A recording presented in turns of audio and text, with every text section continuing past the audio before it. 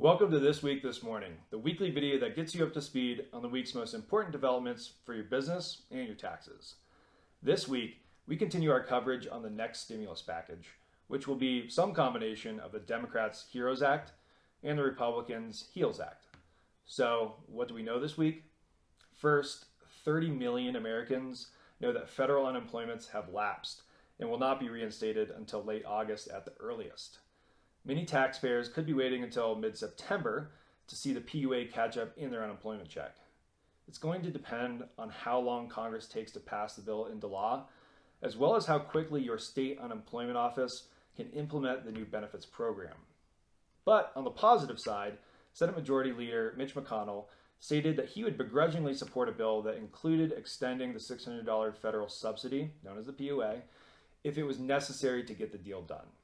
And this is a significant departure from the $200 a week PUA, which would transition to a 70% wage replacement that Republicans proposed in the HEALS Act. In theory, the PUA could revert to the Democrats' HEROES Act, which calls for the weekly $600 to be extended through the end of the year. Another thing we know is there is agreement to reach a consensus by Friday the 7th. This video that you're watching right now is being recorded on the 6th, and I can tell you that I would be surprised to wake up tomorrow to find this to be the case. If a consensus is reached, then the plan is for the House and Senate to vote on the bill next week. With trillions of dollars separating both sides, however, I believe this is a very optimistic timeline, but I hope to be proven wrong. And as far as stimulus checks go, there doesn't appear to be any notable changes to the Republican proposal that I detailed last week. Treasury Secretary Mnuchin is stating that he could print checks the week after the bill passes. Our opinion?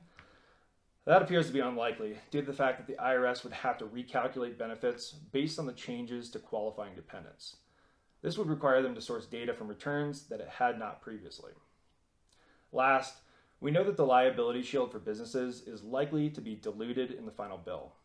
Senator McConnell stated that he is prepared to support modifications to this part of the bill coming from the Democrats, even if he has, quote, some problems with certain parts of it, end quote. So expect this not to be a blanket shield that protects businesses. Businesses will likely be held to a standard more akin to what a reasonable organization should have done in light of the circumstances, as opposed to just gross negligence or willful misconduct. Well, that's all for now. Join us next week on This Week This Morning for the latest on the stimulus package. Hopefully, I'll be telling you that we have a bill on the president's desk. Either way, we should have a pretty clear idea of what the bill will ultimately contain. Until then, see you next week.